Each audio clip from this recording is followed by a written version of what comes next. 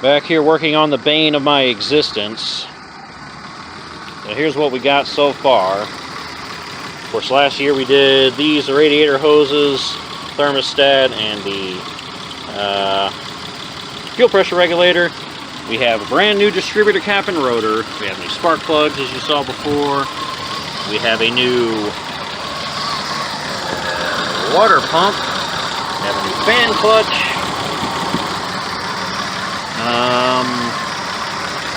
Hard to tell while they're running, but we have new belts. We have a new timing belt, water pump, all these serpentine belts, all three of them. The one for the alternator, the air conditioner, and the power steering, they are all on. We have, last year we did this boot.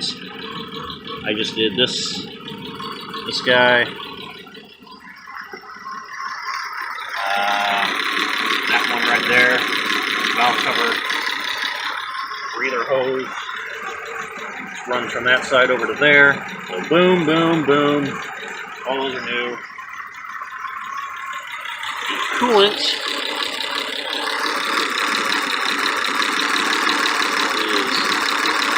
mostly full. And if you go underneath, we still have the oil leak, which we have to address. If I can figure out where the hell it's coming from. As you can see, we have no more coolant leaks like we did last video. But it still runs like crap. So, next order of business is we have to do the valve cover gasket and the rocker arm plug dealios. And is that it? I think that's it. Oh yeah, the valve latch. We have to adjust the valves. And change the oil, which I'll do later on in the week. So that's that. Weird thing is the tack moved, but it doesn't actually work. So it's like sitting here, but it's deceiving.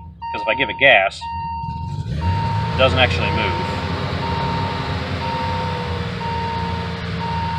So that's kind of weird.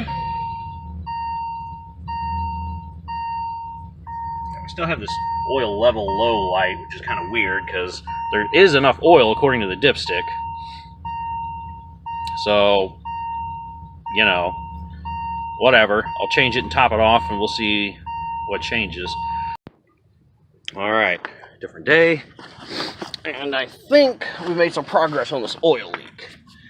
So, I suspect the oil sending unit is where this oil is coming from. I pulled this boot off and it just leaked a shitload of oil. Plus, while it was running, it trips off this wire. It's not really doing it now. So I think that's going to be the source of our leak. I don't have one of those parts yet, so I'm going to have to order it. And if you look a little further up, you can still see there's like some oil seepage from like the head gasket down. So we could have a head gasket leak. Oil. But if you look even further up, like past the water pump, you can see there's even more oil above where the head gasket would be, which is the valve cover gasket, which is not a big deal because I have a head gasket, or a valve cover gasket with me, so that's going to get changed anyway. We need to order this part if that leaks when I start it, which I'm fairly certain it will. Also, the coolant light's always on. I cleaned this with some contact cleaner, but what's probably going to happen is I'm going to need to replace that too, which I don't have that part ordered either. But that'll at least get rid of the light inside the car. Coolant looks semi-clean. I'll have to add a little bit. And the other thing we're going to do is, I guess what I'm going to do is, I need to find access into one of these vacuum lines, and I'm going to try to smoke this thing. Smoke test it. Make sure we don't have any vacuum leaks. I have no idea which boot or hose I should be pulling off, though. I wanted to kind of do it past the throttle body, but I guess what I can do is I can just open the throttle, and then maybe pull this guy off, tape him up on that end, and then blow the smoke in through there. Make sure we don't have any leaks, because if we do, then not a big deal. I'm ordering other parts anyway. I can order the intake manifold gasket. And when I pull it off, if there's any other vacuum lines I'm missing, then I can replace those as well. But I think I got all the vacuum lines. I don't think that's a vacuum line. I think that's a coolant line. But I can't really see where it goes after this. I also took delivery of spraying a few of the things with the electrical contact cleaner to see if maybe some ground issues is why this thing idles funny.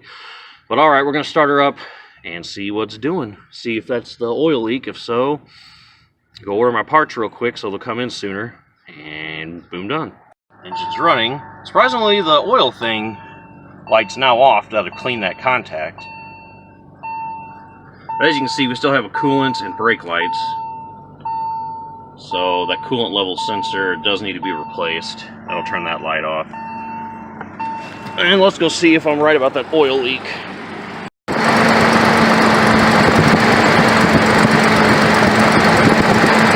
Yeah. Looks like coming right out of there, leaking down and coming off the wire.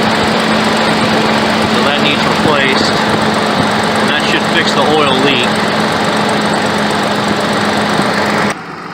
Other than that, it seems to be running fine. We've got a nice low idle now.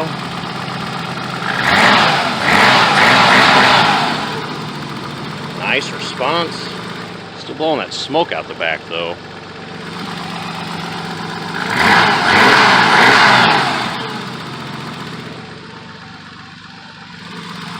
But seems to be doing pretty good. So I'll shut it off. I'm going to do a quick smoke test, make sure we don't have any intake manifold gasket leaks. And if we don't, then all we got to do is that crap, and then we're done with this thing. This thing will be road ready. Alright, we have our guerrilla warfare style smoker hooked up here. Got that put in right to the boot. I got the throttle wedged open with a coloring pencil. That dealio blocked off. That goes to that deal. And we're ready to rock. Cigar is not included. It's going to be difficult to film myself doing this, but what we're doing is smoking the cigar and blowing it into this tube. Let's see if I can.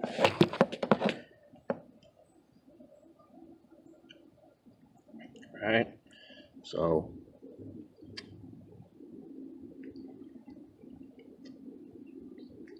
I don't know how well you capture that, but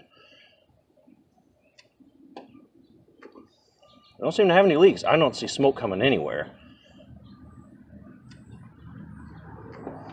So I think we have no vacuum leaks. Which means our erratic idle.